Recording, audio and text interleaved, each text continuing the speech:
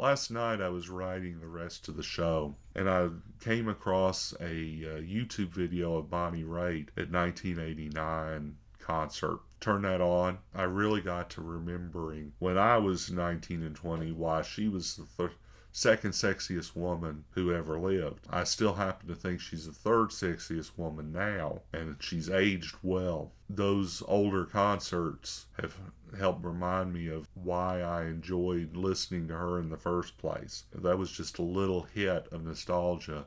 Would recommend that you all go out on YouTube and search for Bonnie Raitt concerts, and there are several full-length concerts that you can look at and enjoy. On to the show.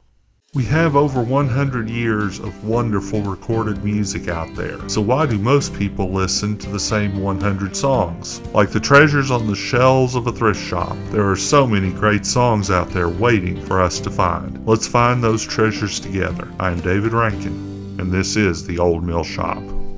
Greetings, fellow shoppers. Let's get right into the music. For our first item of the day, we're going to just talk about an album of the month. We're going to go through once a month and pick an older album that's either a concept album or album that is more than the sum of its parts, and talk about how that album together makes a better piece of art than the individual songs they're on. First one that we want to talk about is Days of Future Past. The band The Moody Blues started out as kind of a blues band in England. Nothing special about them, and their first album didn't go anywhere. They recorded for Decca Records, which had a new recording process that was really good with orchestra music, and Decca wanted, the allegation is that Decca wanted the Moody Blues to record Dvorak's Symphony Number 9, use that through their new recording process. The earliest that story has appeared is very late, so we can't really trust it. However, we do know that Decca said, hey, let's go get this orchestra. You guys may put some music, and we'll put the orchestra in between your all's recordings, and it'll sound great. In the process, the Moody Blues created the first progressive rock album, and in my opinion, one of the top 20 albums ever. So the band decided, let's talk about the theme of a day in the life of man. You're going to start out in the morning,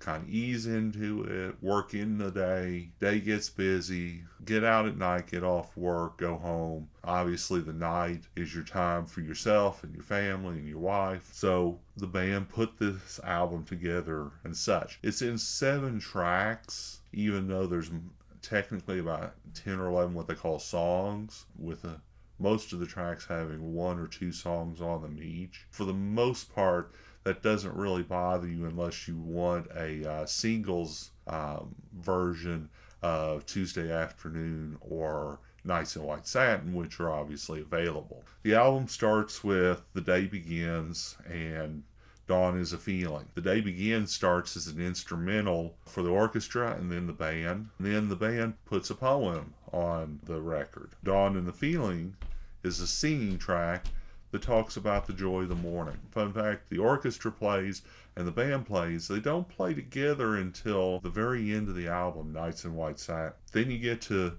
the song Another Morning. It's an easy morning feel. It's light and airy and eases you into the day. As you move into the track Lunch Break and Peak Hour, these songs start pacing up. You can feel, oh, it's busy. It's a city street. You gotta get to here, get to there, do this, do that. And finally, we get to the first of the 2 songs that they released as a single from this album, Tuesday Afternoon. Although technically on the album it's called Forever Afternoon with Tuesday in parentheses, and Time to Get Away. I absolutely adore Tuesday Afternoon. You can play it as a standalone single, and it's a very good single, but it fits in with the album so well as well. Then you get to the evening track, Sunset and Twilight Time. It's a wind down track. There's not a lot that makes it stand out on its own, but as part of the album is a very good set of tracks as well. But then, of course, you get the piece de resistance of the album, Nights in White Satin. This is the song you came for. Nights in White Satin is when the orchestra and the band put it together, and it's one of the strongest songs in modern rock history. I absolutely adore it. It's one of my favorites. I could listen to the album again and again. I have done so. It's one of my most played albums, and this song is one of my favorite songs to listen to individually. It's an incredible song. And unfortunately, the weakest part of the album is right at the end. I don't know what they could have done other than simply stopping to make the end of the album. But Late Lament kind of drags on anticlimactically after you've listened to the end of Nights in White Satin. In a few minutes, we're going to talk about how this album almost caused me not to get married when... Today's 2-for-1 special, Believe, by Cher.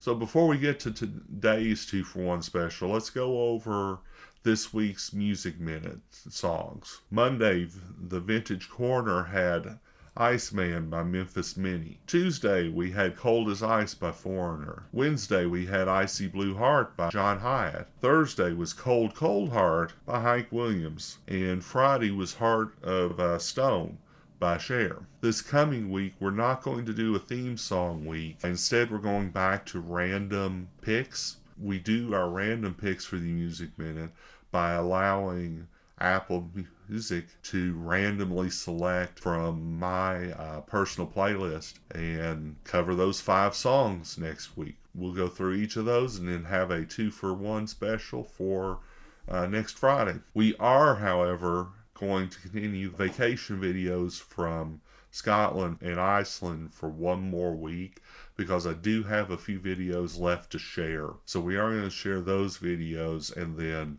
switch to a non-segmented format the next week. So today's 2-for-1 special is Believe by Cher. We're presenting this less in its own merits, although it's an incredibly good song and a hit that would normally disqualify it for both our 2-for-1 special and our Music Minutes. But it stands in such contrast to Heart of Stone. Heart of Stone, Cher wants to shut away from love and turn off. Instead, Believe talks about how she doesn't think her ex-lover believes that she can recover. Thematically, it's a fight song. She is going to come back from it. In addition to the woman power, the theme, this was the first song that commercially used auto-tune. And unfortunately, it's both the best and worst thing that could have happened to this song and the industry. I love the way that Cher used auto-tune in this video, but I hate that she introduced it for the rest of the world. In this video, rather than use it to fix her voice, she's using it to use her voice as an instrument. She's changing the pitch, changing the frequency.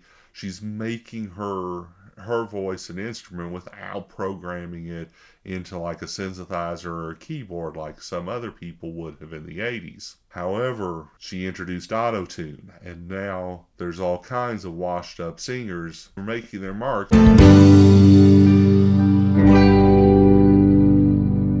I had told everyone in the end of segment 1 that Days of Future Past and Nights in White Satin almost got me dumped before I got married, and it's quite true.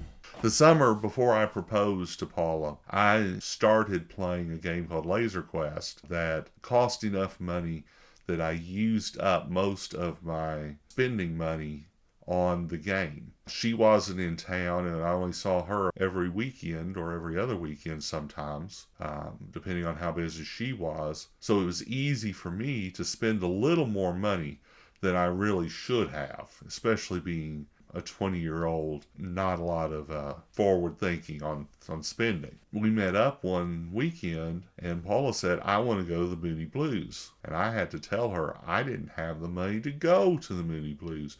And she sat down and looked at me and said, "You don't have the money to go to Moody Blues because you went to Laser Quest instead." And boy, was I in trouble. Fortunately, it was not that much trouble, and we survived. But we never did go and see the Moody Blues, unfortunately. The problem at the time was, while I enjoyed some concerts, I actually did not like live music. My problem was, at the time, I enjoyed the nearly perfect style of studio recording that was in vogue.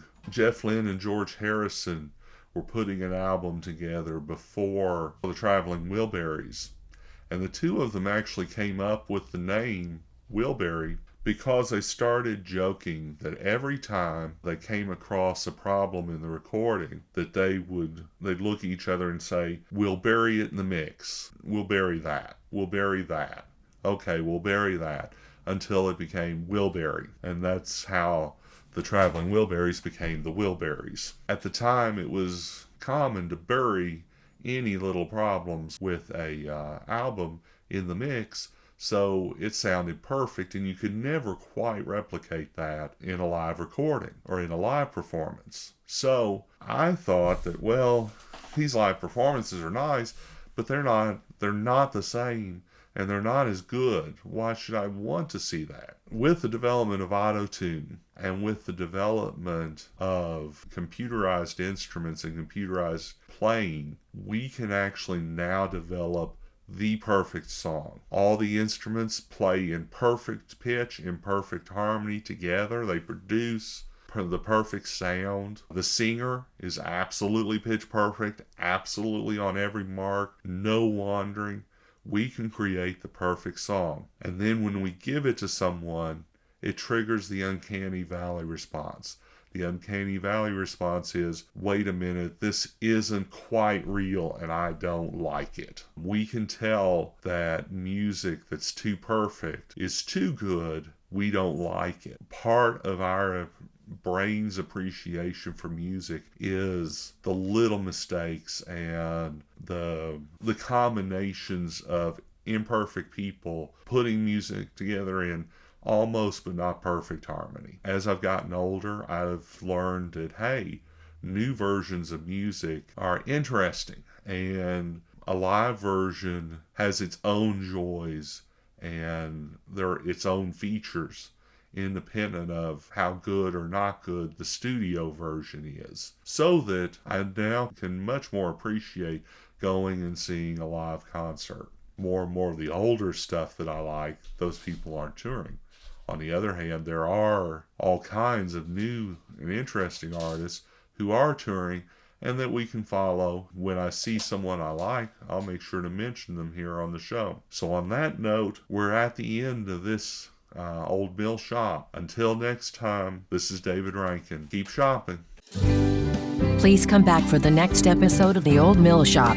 Thanks to Apple for use of the Samantha voice. Thanks to Zapsplat at www.zapsplat.com for theme song and incidental music. Copyright David W. Rankin Jr., DBA The Old Mill Shop Music Experience.